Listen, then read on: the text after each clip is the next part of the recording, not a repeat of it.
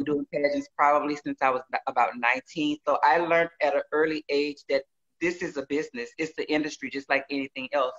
And from learning about pageants, it led me to believe that, you know, it's just like a job interview. It doesn't matter if it's 15 contestants, it can be 20 contestants.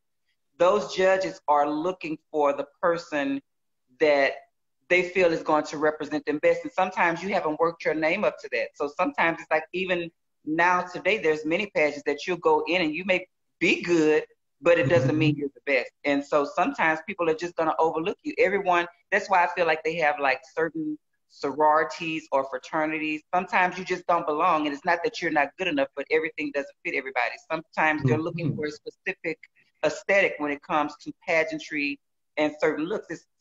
In some instance, it's about politics. It's really political, just like anything else is in life.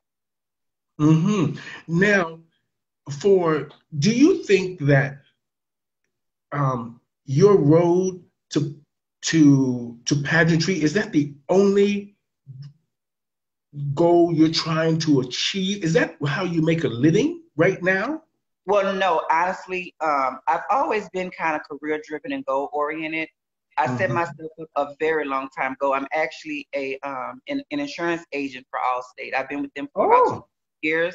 So, you know, I enjoy pageants, but I also know what this industry is very fickle. Like, you may be the girl today, but girls are coming out every moment. Girls are coming out every second. So tomorrow I might not be that girl. So I've always found a way to, you know, push myself out there to be in the corporate world, because as we all know, pageants come and go, fame comes and goes. People may live for you today and tomorrow they might not even like you. So I've always set myself up to make sure I had something to fall back on. Wonderful. You know, don't just rely on one thing. You know, I always encourage my friends, a few friends that I do have, I always tell them, you know, always set yourself up, because if something happens, you want to be financially stable to continue your livelihood. Like right now, we don't know what's going to happen with this pandemic. A lot of girls that I know, you know, they used female impersonation or drag as a career. And unfortunately, some of those girls now are struggling because of, you know, what's going on. And it's really unfortunate. So now, do you recommend, like I was talking to one of the performers from Florida. She has a show coming up on my channel soon. She said to me that the girls today need to understand that they need a second career, and there is no other alternative, because like you said, drag is not for certain. Now, we see that because I just want to put it out there that I want to talk about the RuPaul Drag Race for a minute, because he mentioned it. Now, what do you think? You don't have to elaborate. We know it's good. The RuPaul Drag Race is good for putting us in the mainstream. Right. Something that a lot of the national pageants have been trying to do for decades. Now, do you think that it's a good thing or a bad thing with the way drag looks now that is represented in the mainstream? I think with the RuPaul's Drag Race, I think it's a great avenue for a lot of girls to make a livelihood or to make a career out of it. But I don't think, in my honest opinion, I don't think that RuPaul has basically done anything that anybody else hadn't done. I think he was very smart and genius in branding it to make sure it was brought to the forefront. But girls have been doing that for years. I mean, it's a lot of people. I can name a lot of entertainers that have been doing this for years. I don't think they probably used all the avenues that they had that RuPaul has done. But I mean, history repeats itself. I just think he was able to get involved with people who can push him into a network that allowed it to be on television. But we've been doing this for years. Drag has been around for decades. You know, some of the girls from when I was growing up as a little girl, you know, like Tommy Ross, Naisha, Tasha Long, those girls have been doing this for years. Unfortunately, maybe back then they didn't have the resources or the finances to get involved or get in positions where they could meet executives to bring it to the forefront to television networks. But RuPaul had those avenues. So I applaud that, because it's still in some way giving back to the community of which we love and employing some of those girls who probably wouldn't have even had an opportunity so big. You know, I always tell this story all the time. If I had not been involved in female impersonation, I probably would not have experienced a lot of the things that I've experienced, like traveling to a lot of different places, you know, meeting so many different people, getting opportunities that I have. So I'm glad that it was brought to the forefront because it opens up people's objective that we're human just like everybody else and we deserve the same respect. You know, all of us are not out killing, murdering, or doing certain things. It shows that we're thriving individuals who are talented, intelligent, and we have things and goals and desires that we want as well. So I'm very glad that all, you know, intertwined with being a part of who we are to show a different side of what we can become. Wonderful. Now, another thing, this has bugged me a lot.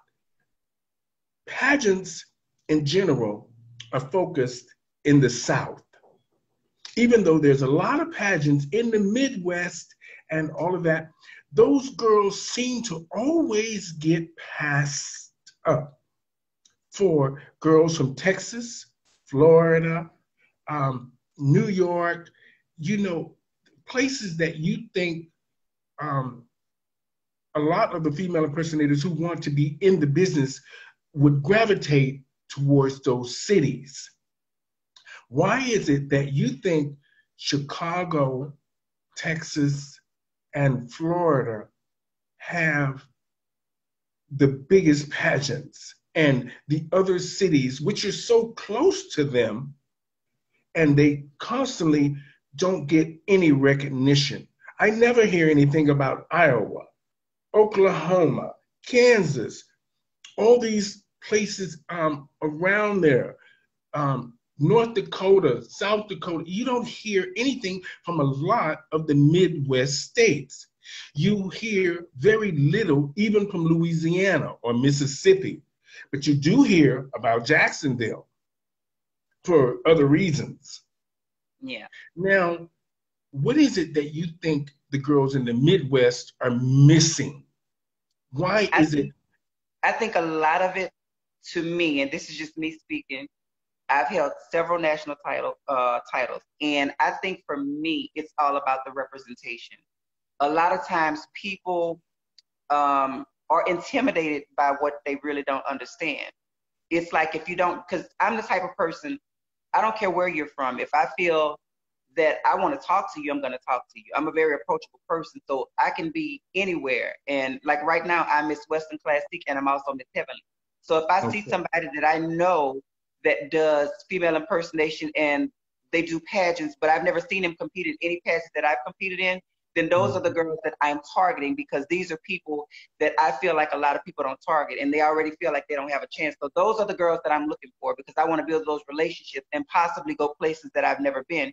But a lot of times people are afraid because of how someone may have treated them. They may have, I mean, and don't get me wrong, a lot of times we look up to people on videotapes that we see because we don't know them and we assume they're one way and then you meet them, they're totally snobby. So of course those girls are not going to run to go to those particular pageants because they've now had an interaction with who they thought was the T and they didn't treat them the way they thought they should have. So that, to me, that's what it is. It's all about how you treat a person. And then a lot of times girls feel like they can't compete where they don't compare.